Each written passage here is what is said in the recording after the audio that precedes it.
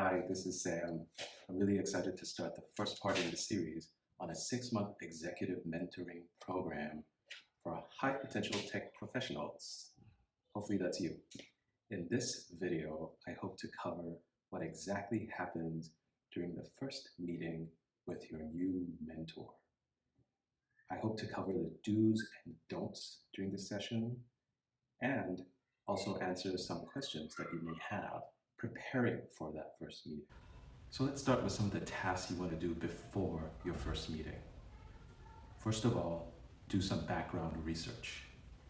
Once you know who your mentor or prospective mentor is going to be, look up their profile on LinkedIn. Maybe there's something about your mentor's prior experience that you'd like to find out more about. Next, identifying the goals of your pairing. You are about to start a relationship with someone who is focused on your success. The best pairings hone in on a very small number of key developmental goals and work to achieve them. Let me give you a few examples. So some folks may be new in a leadership role and they're trying to figure out the next steps in their career. So a mentor would work on career pathing for them so they can identify what options they have as they progress through the career as a leader. For some other folks, there might be a deficiency or an area of improvement that they really want their mentor to help them with. For example, I've worked with some folks who really wanted to improve their networking skills. They realized that moving up through their organization isn't about their individual skills and abilities anymore. Or there's some other folks who are new leaders who want to increase their empathy among their teammates. Some other folks want to learn how to think a bit more strategically for their team or their group or their division within the business. It's also very important not to purely focus on professional goals. I encourage people to look hard about what is meaningful to them in their lives. After all, money and status isn't everything.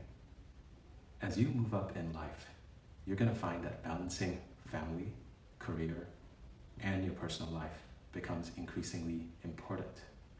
And all of these things are bounded by the limited amount of time that you have in any given day. It's a good idea for some to start thinking about a bucket list. What are some of the things that are very important to you that you want to achieve? For example, some folks want to start a family. For others, it may be running in a marathon or a certain amount of travel or participating in a sport.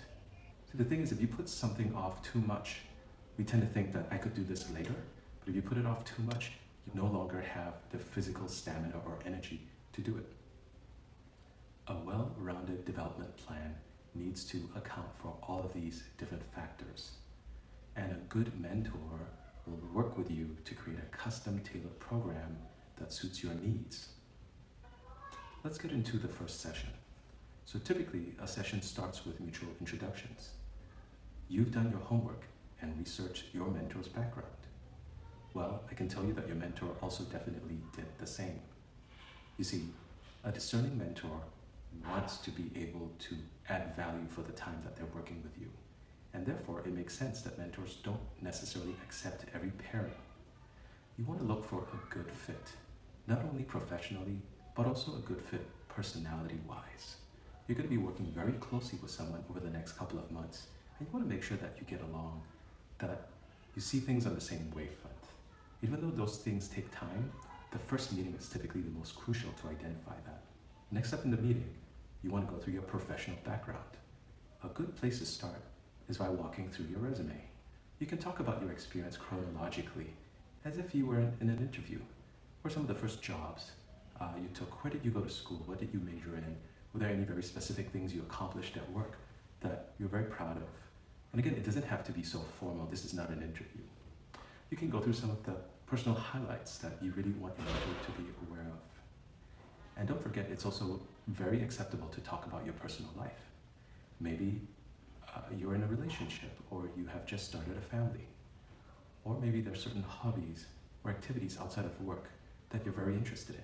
All this plays into your overall career goals and what is realistically achievable over the duration of your mentor pairing.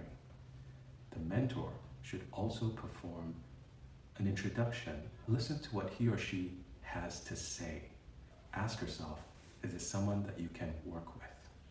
Next off in the meeting, it's good to review your goals. Try to distill what you're trying to achieve. Your mentor may ask probing questions or ask you to elaborate further. It's important that you mutually agree to focus on several areas. You may want to achieve quite a few things. Realistically, you may not be able to cover everything all at once. It's also a good idea to get the mentor to share about their experience. Feel free to ask questions of your mentor if you feel that there's something that you're trying to achieve and perhaps the mentor can help you with. Finally, we get to the part of the meeting where we talk about logistics. It's a good idea, if you haven't already, to exchange contact details. It's a good idea to talk about a rough agenda, key milestones, what is expected to be covered over the mentoring series. It's also good to establish early on a meeting cadence. I typically like to work on a 2 to 4 week cadence. Also, some questions about what if you need to reschedule, what's the best way to get in touch with someone if you can't make a meeting or need to push it off.